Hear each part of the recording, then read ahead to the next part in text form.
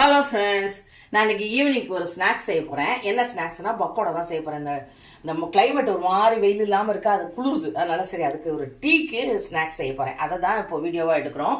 இப்போ நான் எதில் செய்ய போகிறேன்னா, பச்சை வேர்க்கடலை இருக்குது பார்த்தீங்களா, அதில் தான் நான் பக்கோடா செய்ய போகிறேன். தேவையான பொருட்கள் வந்து ஒரு பெரிய வெங்காயம் விட்டு வச்சுருக்கேன், ஒரே ஒரு பெரிய பச்சை மிளகாய், சின்ன துண்டு இஞ்சி, கொஞ்சம் கருவேப்பிலை கட் பண்ணி வச்சுருக்கேன், பெருங்காயம், மிளகாத்தூள், அப்புறம் உப்பு, அப்புறம் கடலை மாவு, அப்புறம் அரிசி மாவு, தேவையான அளவு இதெல்லாம் எடுத்து வச்சுருக்கேன். எண்ணெய் இங்கே வந்து காஞ்சிட்ருக்கேன். இப்போ இது இந்த வேர்க்கடலை வந்து பச்சை வேர்க்கடலை நான் ஊற வச்சுட்டேன், காலையில் ஊற வச்சு எடுத்து வச்சுருக்கேன். இப்போ இதை நம்ம மிக்சியில் போட்டு அரைச்சிட்டு வர போகிறோம். தண்ணிலாம் ஊற்றக்கூடாதுங்க, தண்ணி ஊற்றாமல் அரைக்கணும். இது கொஞ்சம் போல் உப்பு மட்டும் போட்டுக்கிறேன், ஏன்னா அப்புறமா கலக்கும் போது சரி வராது இல்லையா, அதனால் இதுக்கு தேவையான அளவுக்கு உப்பு போட்டுக்கலாம். அப்புறம் கடலை மாவு சேர்க்கும் போது கொஞ்சம் குறகுறம் தான் அரைக்கணும், நைஸாலாம் அரைக்க வேண்டாம். அரைச்சிட்டு வந்து காமிக்கிறேன். இப்போ பாருங்கள், நம்ம வேர்க்கடலை வந்து அரைச்சிட்டு வந்துட்டோம். ரொம்ப நைஸாகவும் இல்லாமல் ரொம்ப குறகுறவும் இல்லாமல் அரைச்சிருக்கேன். இப்போ அரைச்ச விழுதை நம்ம இதில் போட்டுக்கலாம். இதில் கொஞ்சம் உப்பு போட்டிருக்கேன், அதனால் நம்ம கடலை மாவுக்கு வெங்காயம் போடும்போது கொஞ்சம் உப்பு சேர்த்து. இந்த பக்கோடா எப்படி இருக்குன்னு கேட்டால், நீங்கள் முந்திரி பக்கோடா இருக்குது பார்த்தீங்களா, அந்த டேஸ்ட்டில் இருக்கும், நல்லாயிருக்கும், சூப்பராக இருக்கும். ட்ரை பண்ணி பாருங்கள். அடுத்தது நம்ம வந்து இதுக்கு தேவையான வெங்காயம், இந்த வெங்காயத்தை நல்லா இப்படி உதிர்த்து போட்டுக்கலாம். அப்புறம் வந்து இஞ்சி, பச்சை மிளகாய் விட்டு வச்சுருக்கோம்ல, அதெல்லாம் போட்டாச்சு.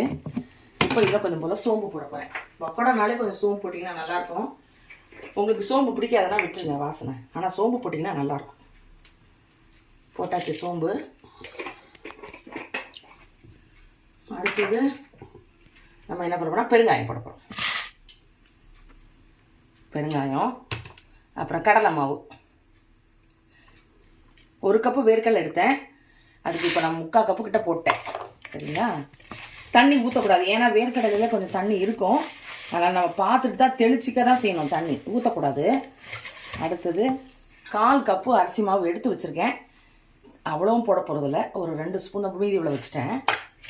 இதெல்லாம் நம்ம தேவைக்கு தகுந்த மாதிரி போட்டுக்கலாம். உங்களுக்கு ரொம்ப கரகரன்னு வேணும்னா கொஞ்சம் அரிசி மாவு கூட பண்ணிக்கலாம், இல்லை வேண்டாம் எங்களுக்கு சாஃப்டாக தான் வேணும்னா அரிசி மாவு கம்மி பண்ணிக்கலாம், அவ்வளோதான். ஆனால் எடுத்து வச்சுருக்க அளவு வந்து 1/4 கப் எடுத்ததில் இப்போ இவ்வளோ தான் மீதி இருக்குது. இது 1 கப் எடுத்ததில் இவ்வளோ மீதி இருக்குது. இப்போ அவ்வளோதான் பாருங்கள், தண்ணியே ஊற்றலை, எப்படி ஆகிடுச்சு பார்த்தீங்கன்னா, கரெக்டாக பதத்துக்கு வந்துடுச்சு. இப்போ இதுக்கு நான் உப்பு போடலை, அதனால் உப்பு கொஞ்சமாக போட்டுக்கிறேன், ஏன்னா ஆல்ரெடி கொஞ்சம் உப்பு போட்டிருக்கோம். பக்கோடாக்கு வந்து கொஞ்சம் உப்புலாம் போட்டிங்கன்னா ரொம்ப தெரியும், கொஞ்சமாக போட்டிங்கன்னா கூட, அதனால் தேவையான கொஞ்சம் லைட்டாகவே போட்டுக்கோங்க. இப்போ போட்டாச்சு. இதுக்கு வந்து நம்ம மிளகாத்தூள் கொஞ்சம் போட்டுக்கலாம், ஏன்னா நம்ம பச்சை மிளகாய் ஒரு பழம் மிளகாய் போட்டிருக்கோம், ஆனாலும் மிளகாத்தூள் கொஞ்சம் போட்டிங்கன்னா நல்லாயிருக்கும். கொஞ்சம் காரமாக சாப்பிட்டாலும் நல்லாயிருக்கும் இல்லைங்களா, வேண்டாம்னா விட்டுருங்க, நாங்கள் கொஞ்சம் காரமாக சேர்த்துப்போம், அதனால தான் நான் வந்து மிளகாத்தூள் போட்டிருக்கேன். இப்போ இதுக்கு வந்து நம்ம வந்து தண்ணியே ஊற்றலை பாருங்கள், தண்ணி ஊற்றிங்கன்னா ரொம்ப முறுமுறுன்னு வராது. இப்போது நம்ம எண்ணெய் காய வச்சு வச்சுருக்கோம்ல, அதில் ஒரு 2 ஸ்பூன் ஊற்றிக்கலாம். ரொம்ப நல்லாயிருக்குங்க, டேஸ்ட்டாக இருக்கும். எப்போதும் கடலை மாவு போடுறோம்ல, கொஞ்சம் டிஃப்ரெண்ட்டாக இருக்கும் பாருங்கள், நல்லா முறுமுறுன்னு சூப்பராக இருக்கும். எண்ணெய் 1 ஸ்பூன், ஒன்று சின்ன ஸ்பூன் தான், அதனால் நான் வந்து கூட ஒரு ஸ்பூன் ஊற்றுறேன். உங்களுக்கு பெரிய ஸ்பூனாக இருந்ததுன்னா 1 ஸ்பூன் ஊற்றிக்கோங்க, இல்லை சின்னது இந்த மாதிரி இருந்ததுன்னா 2 ஸ்பூன் ஊற்றிக்கோங்க. அது முறுமுறுப்புன்னு கூட கொஞ்சம் எக்ஸ்ட்ரா கொடுக்கும், அவ்வளோதான். இப்போ எல்லாம் பிசைஞ்சிட்டோம். இப்போ நான் வந்து பக்கோடாவாக போட்டு பொரிக்க போகிறேன், பொரிச்சிட்டு காமிக்கிறேன் எப்படி போடுறேன். இப்போ எப்படி போடுறேன்றதை நீங்கள் பார்த்துருங்க. இந்த பாருங்கள், எல்லாத்தையும் கலந்துட்டு இந்த எண்ணெய் காஞ்சிச்சு, இவ்வளோதான்.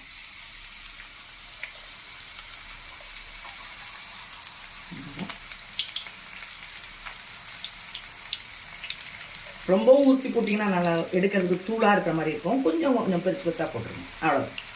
போட்டு இது பொரியட்டும், அடுத்தது போட்டுட்டு காமிக்கிறேன். இப்போ பாருங்கள், பக்கோடாவை அவ்வளோத்தையும் நான் பொரிச்சிட்டேன். இந்த ஸ்டவ் ரொம்ப ஸ்லோவாக இருந்ததுனால இந்த ஸ்டவ்க்கு மாற்றிட்டேன். எப்படி இருக்குது பாருங்கள், சூப்பரான பக்கோடா ரெடி ஆகிடுச்சு. இப்போ நான் வந்து டீயும் போட்டேன், இப்போ அதை உங்களுக்கு ப்ரெசென்ட் பண்ணி காமிக்கிறேன் பாருங்கள். பாருங்கள், நான் வந்து பக்கோடா பொரிச்சு எடுத்துட்டேன், டீயும் போட்டு வச்சுட்டேன், சூடாக ஆவி போகுது. இது வந்து நாங்கள் அவ்வளோத்தையும் சாப்பிடுவோமான்னு கேட்டால் கண்டிப்பாக கிடையாது, கொஞ்சம் தான் சாப்பிட்டுட்டு மிச்சத்தை வந்து பாக்ஸில் போட்டு வச்சு நைட்டு சாப்பாட்டுக்கு எடுத்துக்கிடுவோம், நாளைக்கு காலையில் கூட வச்சு சாப்பிடுவோம், அதனால் செஞ்சு வச்சுருக்கேன். 1 கப்பு பச்சை வேர்க்கடலை தான் நம்ம எடுத்தோம். அதில் பாருங்கள், நல்லா சுவையாக இருக்குது, சூப்பராக இருக்குது. ட்ரை பண்ணி பாருங்கள், பார்த்துட்டு எப்படி இருக்குன்னு சொல்லுங்கள். நெக்ஸ்ட் நம்ம இன்னொரு வீடியோவில் மீட் பண்ணலாம். பாய்.